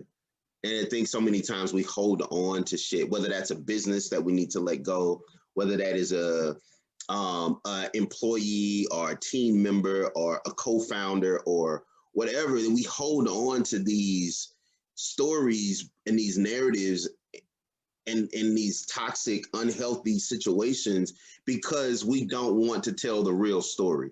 And so we marry the potential, which is no longer potential after the person shows you they're not capable of doing X, Y, and Z. And so now we've created this fairy tale of what they really could be, but they're being this. And they're not going to be anything other than who they are, the same way you won't be anything other than who you are. And to marry this narrative, because it makes your book less confrontational, if that makes sense. Your story becomes less, no, like, conflict is a beautiful thing. It's just a difference of opinion. That's it. It's advocating for what you believe in. Yeah, like, and there's nothing wrong with that. Like, if nobody ever hears anything that I've ever said and they only hear this one piece, man, make your best decision. And that is in life, that is in business, that is in relationship. Like, you have to make the best decision for you, because by you being your best, you are naturally the best everything else. If John is good, then John as a son is good. John as a partner is good. John in business is good. John as a friend is good. John as a professional is good. Like, I'm good across the board. But if I'm not good here, then all of those other places are going to fail. And so in this entrepreneurship life, man, like, make the decisions that work for you. Take some time off. At times, like, the world is fucked up, it's gonna still be fucked up tomorrow. Like, no, one of the biggest takeaways, and I'm just looking at the time and I was like, yeah, fuck, you're making me edit this like 2-hour podcast, bro. So like, dude, you know, I have to like go back, listen to the whole thing over again, type up key point summaries. Yeah, no. When you get a Patreon, then you can take pieces of this and put it on the Patreon. I mean, I'm not good at commercializing things. So like, I'm doing this just for the sake of, I think there's a lot of great things that we talked about that people could take away. I certainly took away from it, but like this conception of like, hey, you know, one of the things was like, what I'm thinking about right now is like, look, it's important to be selfish. It's important to, you know, be vocal what your goals are, and also for other people to be vocal. but also understand there's a way in which we can also collaborate with each other. Yes. And in a way that it helps us all selfishly attain our own goals. Yeah. It's like we're not telling people just be like completely like selfish and you're not going to make friends and you won't be. No, there's if you're being selfish, if you're talking about your goals, there's also a community of people with similar goals, and you need to find a way to align with those people. And people who you don't align with, who cares? Yeah, absolutely. Collaboration is the new competition, man. Look, you talk about money that's going into spaces. Money is following the collaborative effort. I don't believe in compromise. I don't believe that you should have to give up something you care about to get something else. And if you did care about it, then why did you give it up to begin with? So I don't believe in that. What I do believe in is collaboration. Let's put up a blank sheet of paper on the wall, and let's bring to that sheet and write on that sheet the things we absolutely need. And let's start there. And so to your point about, being able to collaborate with like minds and things like that, that's what it is. Like, I run podcasts, you run podcasts. Let's do an episode or two together. Or, hey, I do digital media, you do content manager, or whatever. Are there ways that we can partner together? I promise you, in the summertime in Texas, it's hot as shit. Shit is burning up.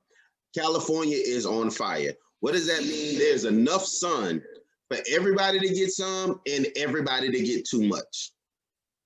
Like, there's enough sun for everybody to get too much.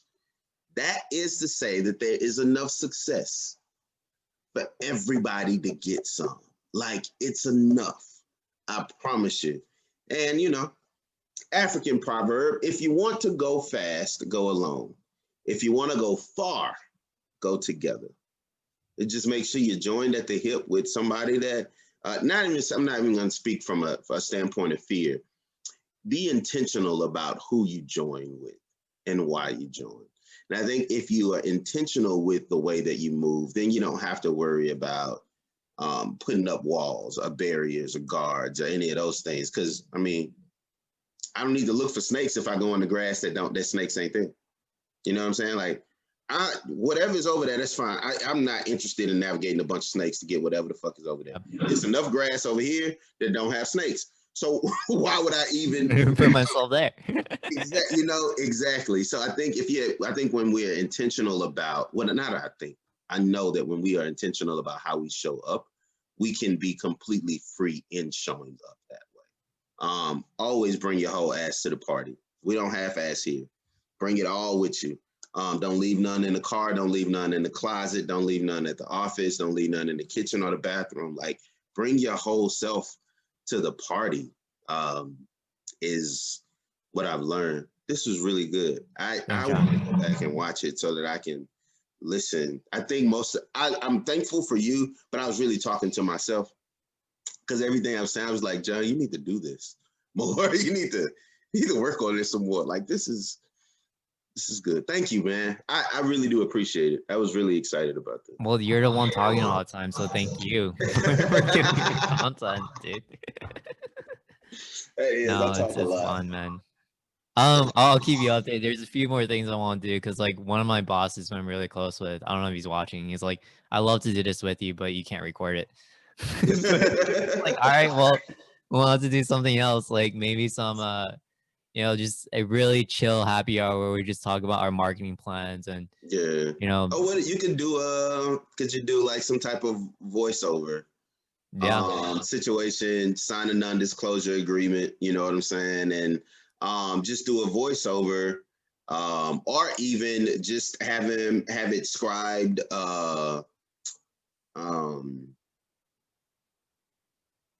anonymously, and maybe have somebody read like the answers to the certain things. Like, I think there's some ways you can get the information out that would still protect them. Because I would do conversation with startups and people who are, whether they're trying to run for mayor or, trying to get funding in the future. I was like, I don't want this to kick our asses in the future. So yeah, we'll see. No, man. And let me tell you something. There is a guy, a senator in Minnesota, Iowa, somewhere up there. The dude got tattoos all on his face and everything. So white guy with all these, like, he looks scary. They voted his ass in office. Just had a president that was grabbing women by the pussy. If you can't say a cuss word and have a drink in life, in your role, in whatever it is that you're doing, like, you are living wrong, because everybody else out here is living their best life and showing up however the hell they want to show up. And this is no knock to anybody who's not there yet, because I just got here. Like, so I didn't wake up on this side of the bed. Like, yeah, I mean, you know, like, I got out of bed on the wrong side for a lot of years. if I think about like 2 months ago, would I be doing this?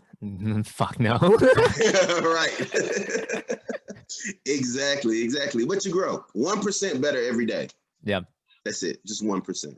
Hey, how would people, can people get in touch with you? And if they do want to get in touch with you, why would they want to get in touch with you? Or what type of people should get in touch with you?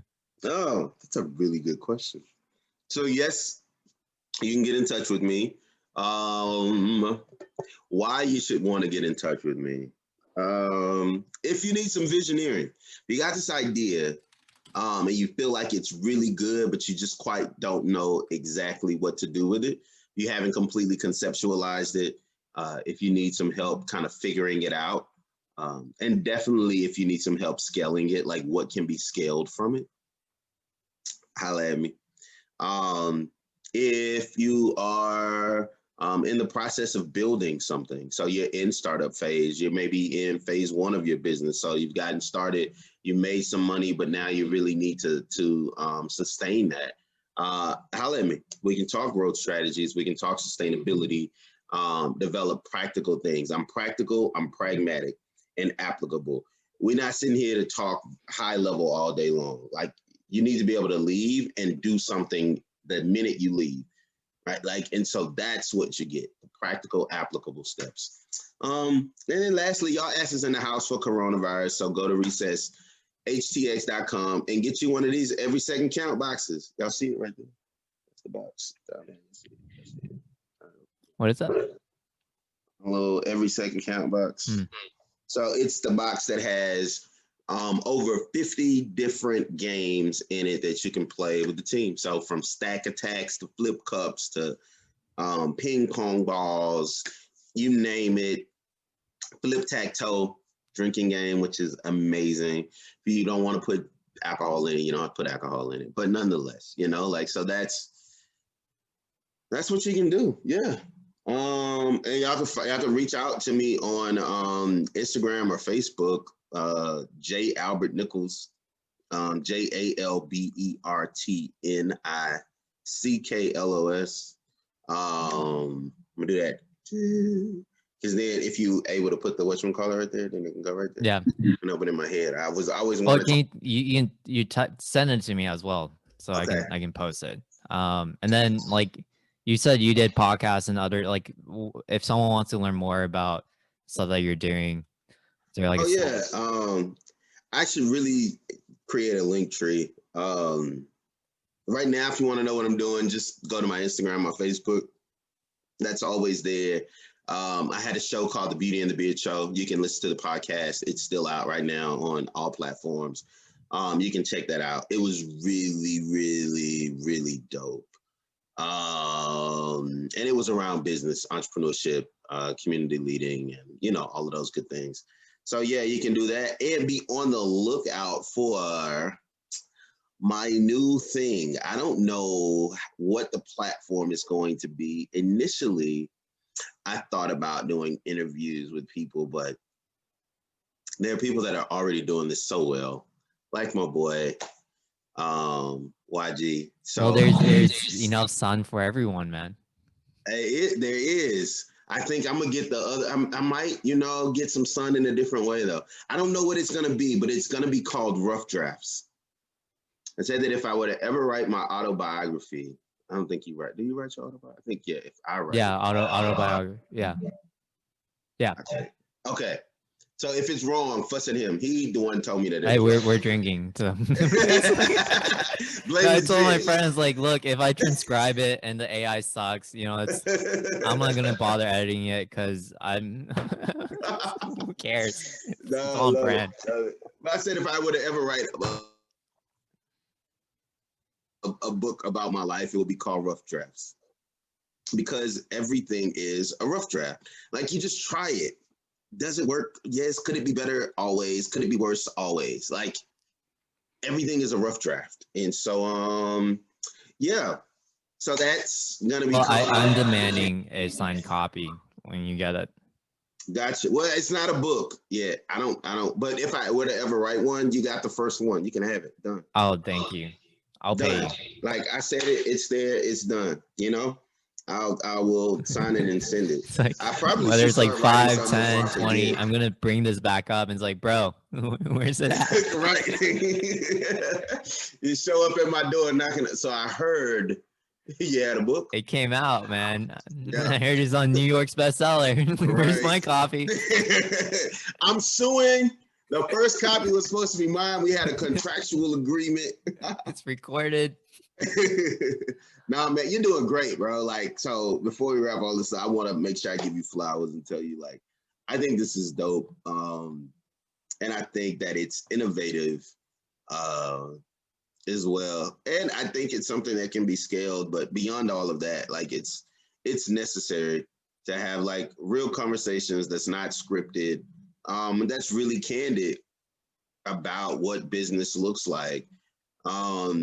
And just people and what life looks like for people in that industry. Right? I think it's like three different. It's the business life, it's the personal life of the type of person of the person that's in the industry, but then it's the type of life you get in the industry as well. So I like to hit those components. Like, I think it's great, and it's stuff that I wish we had access to.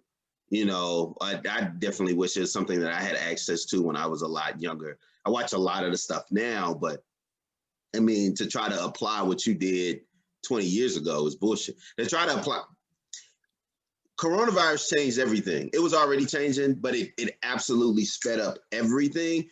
So half of the shit people told you to do before COVID, you're not gonna be able to do that. It won't look like that anymore. It'll look different.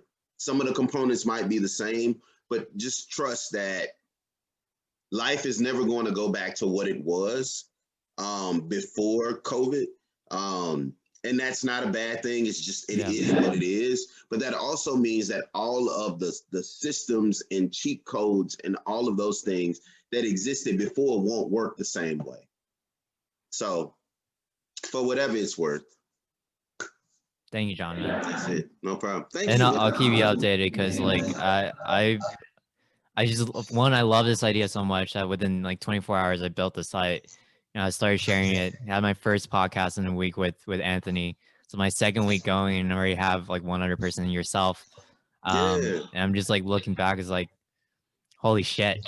Like, I never created something so fast, but I love the idea. I'm great you loved it as well. And one is something that I love to kind of bring more awareness to, you know, what one, I mean, you said you wish you had this as a kid, and now you're making this for kids. Yeah, right? Absolutely. It's like, so how can I showcase like all the good work that everyone's trying to do? And honestly, I told Anthony too, like, you know, if we want to do something for veteran entrepreneurs, let's do like have like 5, 6, 7. I think all the vets would be interested. I don't know, but like all the people I talk to, huh? Yeah, I say, why not give it a shot? It'll work or it won't. Yeah, you know, or we do something together if you're open for it next time. Yeah, man. Sign me up. Yes, you got it. Just let me know. But I love this. I could see you got Netflix. Yeah. Have you seen the show Explained? I think I have it as a list. So you got to check out Explain. You don't have to watch them in any order. It's just literally 11, 12 minutes on the explanation of something, right? But they have explained sex. They have like various versions of it. So they have one, which is a series of just all things related to sex. So attraction, male, female hierarchy, all of this other stuff, right? Like, orgasms, all of that. Then they have one that's just about fast food and like all of these different nuances. I say that to say you should definitely go check it out because Drunken Conversations could absolutely be that. Drunken Conversations with startups, Drunken Conversations with politicians, like, and now you got like 7, 8 episodes for each one. Package that shit and go pitch it. You can have your own Netflix series. Just saying.